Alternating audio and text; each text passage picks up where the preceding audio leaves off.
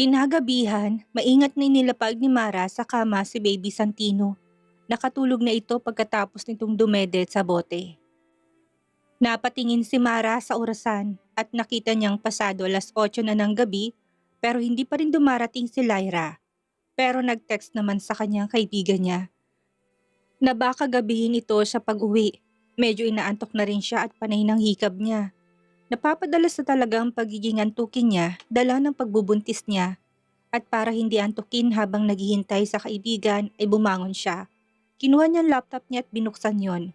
Maghahanap-hanap siya ng online job na makakatulong pandagdag sa trabaho niya. Kailangan niya magdoble kayod, ngayon lalo pat buntis siya.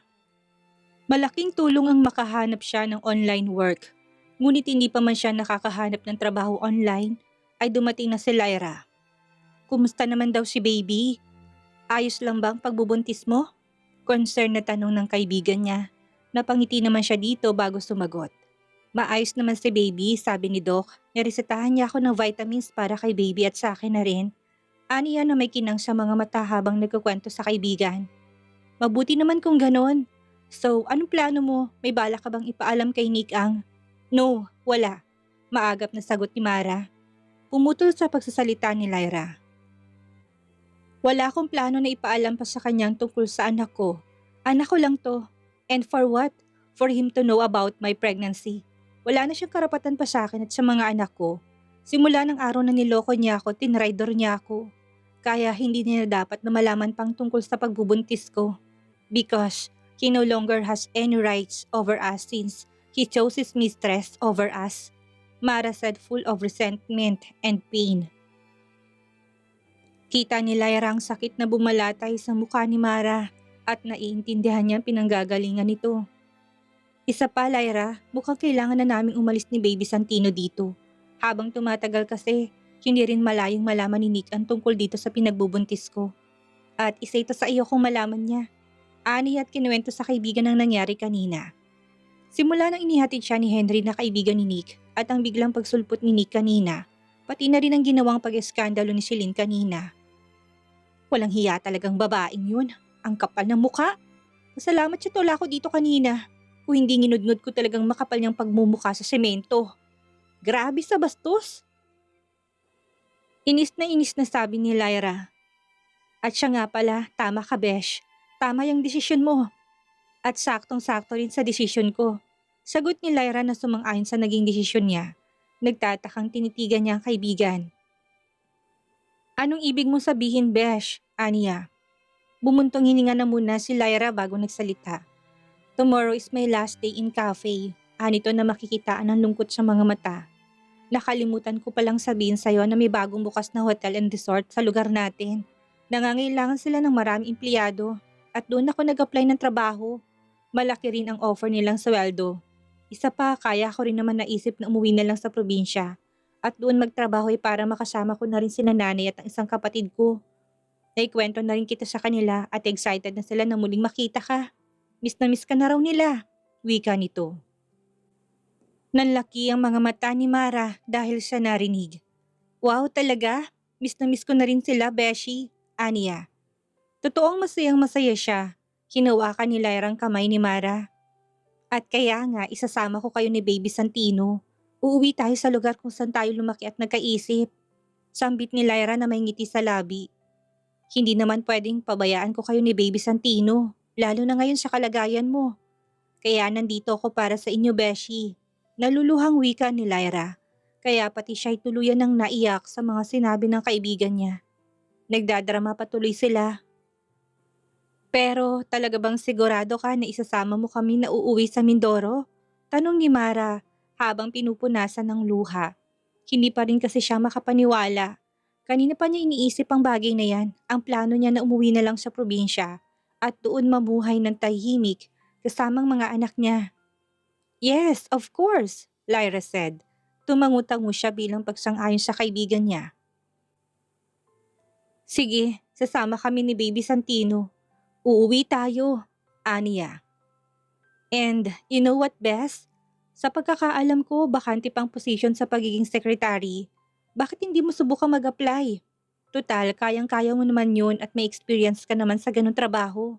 Suwestyon ni Lyra. Bigla namang lumiwanag ang mukha ni Mara dahil sa magandang balita. Sana sa pag-alis nila dito sa Maynila, matatahimik ng buhay niya, nila ng mga anak niya. Paalam na lang sa Nick, bulong niya sa isipan. Gagawin niyan lahat para hindi nito makita ang sariling anak sa oras na malaman man itong totoo. Alam niyang walang imposible kay Nick pero hindi niya ito hahayaan.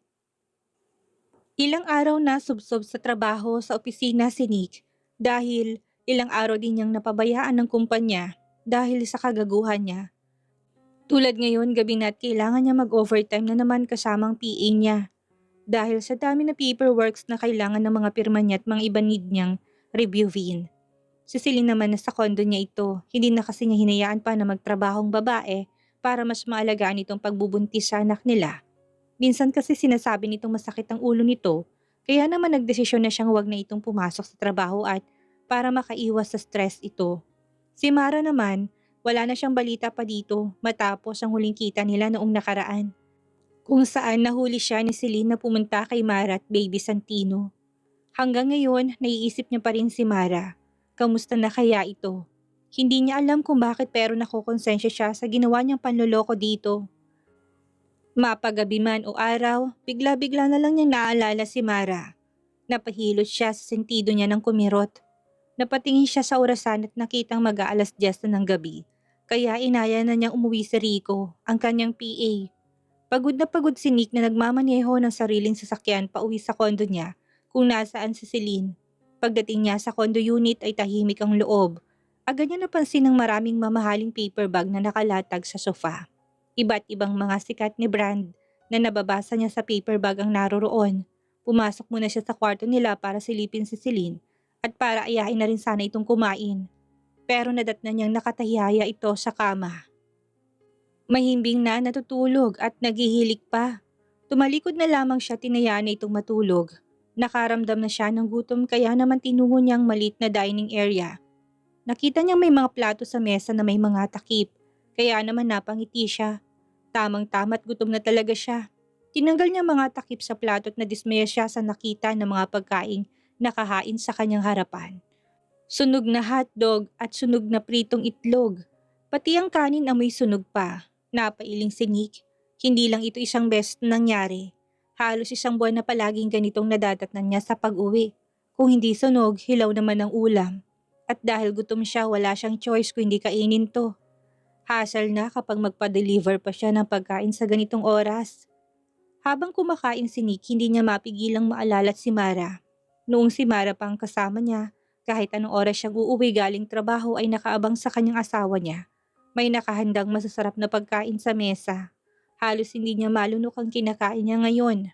Habang inaalala si Mara, malayong-malayong babaeng ipinalit niya sa asawa niya. Parang gusto tuloy niyang magsisi kung bakit nagawa niyang lokohin si Mara. Hindi na tinapos paninik ang pagkain niya. Nawala na siya ng gana kaya niligpit niya ng mga to.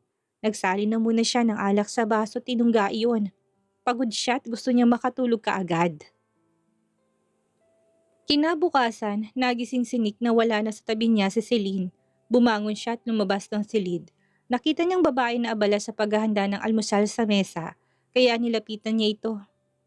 "Oh, gising ka na pala, honey. Halika, mag-almusal ka na muna bago pumasok sa opisina." Nakangiting anyaya ni Celine sa kanya. Lumapit pa ito sa kanya at agad na ipinulupot ang braso sa leeg niya at kinintalan siya ng halik sa labi. Halik na pinalalim ng babae at unti-unting naging mapusok lalo na nandakmay ng kamay nitong natutulog niyang alaga. Nasa kasarapan na sila nang marinig nilang pareho ang pagtunog ng doorbell sa labas ng unit. Kumalas siya kay Celine para sana lumapit sa pinto't silipin kung sinong nasa labas na nagdo-doorbell ng ganito kaaga. Pero pinigilan siya ng babae. "Han, ako na, maupo ka na lang para makapag-almusal ka na." Maagap na pigil nito sa kanya na siyang kinakunot ng noo niya. Mukha kasing natatarantang babae at kinakabahan ito. "No, ako nang sisilip kung sino man yang nagdo-doorbell ng ganito kaaga." Pagpupumilit ni Nick at agad na tinungong pinto. Sinilip niya ito sa peephole pero hindi niya makita kung sinong nasa labas. Muli na naman itong nag-doorbell ng sunod-sunod pero sinasadya yata na hindi magpakita sa peephole kung sino man ito. Napipi ko na biglang binuksan ni Nick ang pinto, kasabay ng pagmumura niya. Shit! Who are you? Napasinghap siya at biglang napatigil sa pagsasalita na mapagsinong na sa kanyang harapan. Go on, continue. Wika ni isang babaeng may edad na pero mahalata mo sa mukhang ang kinitong ganda at pagiging respetado. Ma'am, Dad, sambit ni Nick na nagulat sa mga taong nasa kanyang harapan ngayon. Hindi niya inaasahan ang biglang pagsulpot ng mga ito. Hindi mo ba kami papapasukin sa loob, son? Nakataas ang kilay na sambit ng mommy niya.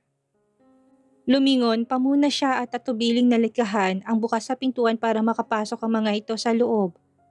Wala si Celine sa sala, maging sa dining area. Siguro na sa kwarto at hiling niya na sana wag lumabas ang babae. Kailan pa kayo dumating sa Pilipinas, Mom, Dad? Tanong niya sa mga to. Last night, son. Ang daddy niya sumagot samantalang ang mommy naman niya ay busy sa pagsuyod ng tingin sa kabuuan ng condo unit niya. And where's Mara? Bakit nandito ka sa condo unit mo? Nag-away ba kayong dalawa ng asawa mo? Sunod-sunod na tanong ng mommy niya at mariin siyang tinitigan na para bang kinikilati siya sa pamamagitan ng mga titig nito. Han, sino kausap mo? Yan ba'y nagdo-doorbell kanina? Napalunok siya sa tanong ni Celine. Lumabas ito mula sa kwarto. Nasa loob pala ito ng kwarto kanina kaya pala hindi niya makita nung hinagilap niya na ito ng tingin. Hindi pa nito nakitang mommy at daddy niya dahil nakatalikod ang mga to sa gawin ni Celine. Kumunot ang noon ng ina niya at humarap ito kay Celine. Pati ang daddy niya humarap na rin sa babae. Mabilis sa mga hakbang niya at lumapit sa tabi ni Celine. Inakbayan niyang babae na lalo nagpakunot sa noon ng mommy niya. Who are you, lady? Tanong ng mommy niya na hindi na maipintang muka. My name is Celine and ako po ang fiancé ni Nick. Kaagad na sagot ni Celine sa mommy niya. Naningkit ang mga mata ng mommy niya at tumingin sa kanya at nagtatanong. Tama bang narinig ko, Nick? Fiancé mong babaeng ito? Paano nangyaring gayong si Marang asawa mo? Wika ng mommy niya. Mom, Mara and I were no longer together. Hiwalay na kami ni Mara. Matapang niyang sambit sa ina. At itong babaeng ang pinalit mo kay Mara? Sa asawa mo? Anang ginang. Mom, Mara is a barren. At yun ang dahilan kung bakit sa loob ng 2 taon na hindi ko man lang siya mabuntis-buntis. Hindi niya ako kayang bigyan ng anak, Mom. Napapabuntong hiningang paliwanag niya sa ina. Kitang gulat sa mukha nito. Ang dad naman niya na natiling tahimik lang sa tabi ng mommy niya. At para sa'yo, sapat ng dahilan yun para iwan at ipagpalit mo sa ibang asawa mo? Galit na wika ng mommy niya. I'm sorry, Mom. I know kung gaano niyo kagusto si Mara para sa akin. Pero paano naman ako, Mom? Paano naman ang kagustuhan kong magkaroon ng sariling anak? And besides, buntis na si Celine. Soon magiging daddy na ako sa sarili kong anak. At magkakaroon na kayo ng apo. Paliwanag at pagbabalita ni Nick sa mga magulang. Kagaya ka rin ng ama mo na hindi makapaghintay. At gaano ka kasigurado na baog nga si Mara? Sinubukan mo na bang ipatingin siya sa ibang doktor? Alam mo rin ba na ilang taon din kami naghintay ng daddy mo hanggang sa nabuntis ako sa'yo? Humugot ng malalim na paghinga si Nick. Naintindihan niyang galit ng mommy niya. Like father, like son. Kaya hindi na pala ako dapat na magtaka. Dahil ginawa rin niya ng daddy mo sa akin. Malamig na sambit niya. Napasulyap siya sa daddy niya at napahilamos na lamang ito ng muka. Alam niya nagbago ng daddy niya at nagsisi naman ito sa nagawa nito noon. At yun ang pinagkaiba nila. Dahil nabuntis ang mommy niya sa kanya't hindi naghiwalay ang dalawa. Pasimple niya rin sinulyapan si Celine at nakayukulang ito sa harapan ng mga magulang niya. Where is Mara now? Tanong ulit ng mami niya kay Mara. Kaya sinabi niya kung saan ito nakatira. You're impossible, Nick. Matigas na wika ng mami niya, tinalikuran sila.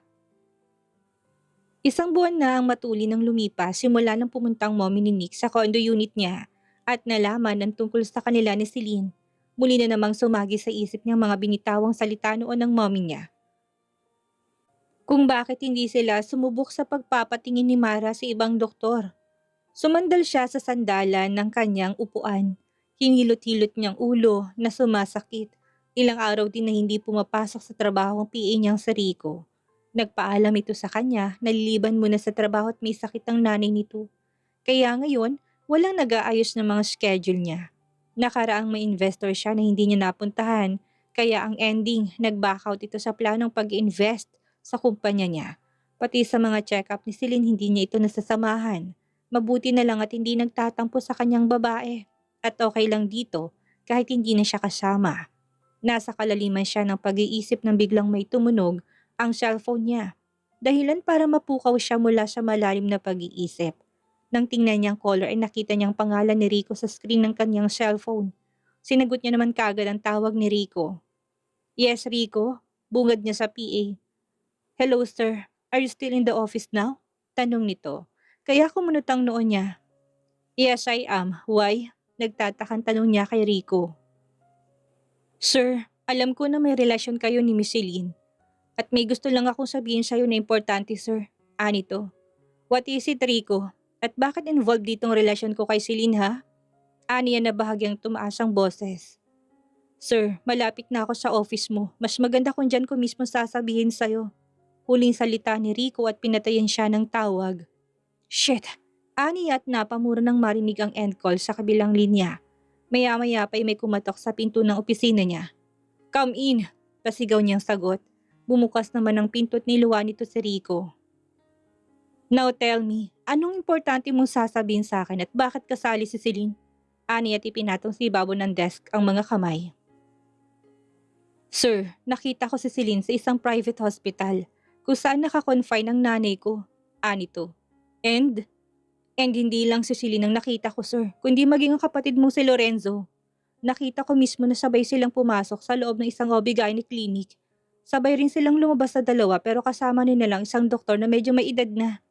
Sinundan ko sila at nakita kong sumakay rin ng doktor sa sakyan ng kapatid niyo. Hindi naman nagtagal sa loob nun ng doktor at muli rin tong lumabas. Mahabang salaysay ni Rico. At hindi lang yun, sir, dahil nakita ko rin mismo na ang sweet-sweet ng kapatid mo kay Miss Celine. Magka-holding hands pa silang dalawa. Dagdag pa ni Rico. Gaano ka kasigurado sa nakita mo, Rico? Anong pruweba mo? Tiimbagang niyang tanong kahit pa alam naman niya, hindi marunong magsinungaling ang PA niya. Ito ang patunay, sir. Anito't nilapag sa harapan niya isang brown envelope. Kinuha niya yun at binuksan. Tumambad sa paningin niya ang iba't ibang klase ng larawan. Totoong si Celine at Lorenzo ang mga nasa pictures. Inisa-isa niyang tignan ng mga to at nakita niya hindi lang magkahawak kamay ang dalawa, kundi halos nakayakap pa si Celine sa kapatid niya. At ang kasunod na mga larawan ay ang kinakunot lalo ng noon niya. Kilalang kilala niyang doktora na kausap ng mga to. Hindi siya pwedeng magkamali kung sino to.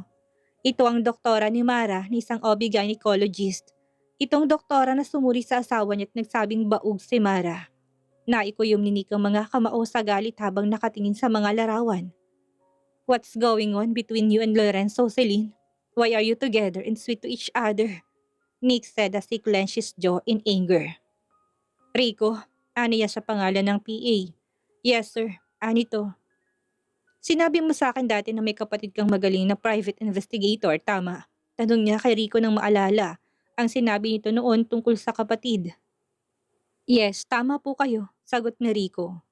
Pwede mo bang tawagan ng kapatid mo para sa akin? Gusto ko siyang makausap ngayon din. Pakisuyo niya rito pero naroon ang may otoridad na boses. Okay sir, right away. Mabilis sa sagot ni Rico. Saglit na tinawagan ni Rico ang kapatid at ilang sandali lang ay dumating na ito sa mismong opisina ni Nick. Gusto kong imbestigahan mong mga taong ito. Wika ni Nick at nilapag sa harapan ng PI ang mga larawan na dinala kanina ni Rico na binigay sa kanya. Gusto ko simulan mong pag-iimbestiga sa doktora na yan. Malakas ang kutob ko na may tinatago sila sa akin. Sambit niya na hindi inaalis ang tingin sa larawan ng doktora. Makakaasa ka sir. Tugon ng PI. Kanina pa paikot-ikot si Nick sa loob ng kanyang opisina at hindi siya mapakali sa kakaisip ko anong ugnayan ni Celine at ni Lorenzo. Hindi pa naman niya na ipapakilala sa babaeng kapatid niya pero base sa larawan ay kilalang kilala ng mga tong isa't isa. Muli niyang dinaya ang number ni Celine ngunit gaya kanina rin lang ito ng ring at hindi sinasagot ng babae. Posible kayang magkasamang dalawa ngayon? Kanina pa ring nang ring ang cellphone mo, Celine. Wala ka bang planong sagutin niyang tawag? Nang utu-utu kong kapatid, mapanuyang sambit ni Lorenzo kay Celine. Pagkagaling nila kanina sa isang private hospital, ay dito na sila dumiretso na dalawa sa hotel, malapit sa hospital. Nakayakap ang hubot-hubad na katawan ni Celine sa hubad din na katawan ni Lorenzo. Katatapos lang din nila na magtalik na dalawa. Inabot ni Celine ng cellphone niya sa bedside table at tinitigan lang ang tawag ni Nick hanggang sa matapos to. Inilapag niya muli ang cellphone sa table. Poor Nick, walang kaalam-alam na niloloko lang din siya. Sambit ni Lorenzo na may ngisi sa labi. Poor Maratu, iniwan ng asawa dahil sa peking dokumentong nagsasabing baog siya. Natatawang wika ni Celine. Pero babe, hindi pwedeng magtagal itong pagpapanggap ko na buntis at baka makahalata na si Nick, ani Celine kay Lorenzo. Don't worry, konting panahon na lang at makakakuha na rin ako ulit ng malaking halaga sa kumpanya. Lalo na ngayon na muli niya ako pinagkatiwalaan sa kumpanya, ani Lorenzo. Hawak ko na rin ngayon ang head ng finance department. Hindi pa sapat ang pera na sa bank account ko at bank account mo. Kailangan pa nating dagdagan yon. At saka tayo lalabas ng bansa. Ilulubog muna natin sa utang ang kumpanya ni Nick at ng magaling kong ama. Tahimik lamang si Celine na nakikinig. Nang dahil sa tatay kong gago, namatay ang nanay ko dahil sa labis na pagmamahal at kalungkutan. Dahilan para maaga akong naulila sa ina. Pero imbis na pantay ang trato ni dad sa amin ni Nick, hindi ganun ang nangyari. Para sa kanya, si Nick lang lagi ang magaling. Si Nick lang ang matalino. Pati sa kumpanya ayaw niya akong bigyan ng posisyon. Kung meron man sa laylayan. Sinik lang ang lahat para sa kanya. Mabuti na lang at effective ang pagpapakabait ko sa gagong Nick na yun para bigyan ako ng share sa kumpanya.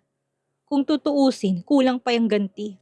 Gusto kong atakihin si dad kapag nalaman niyang papalubog sa utang ang tinayo niyang kumpanya dahil sa kapabayaan ng magaling niyang anak na magaling kong kapatid na utu-utu.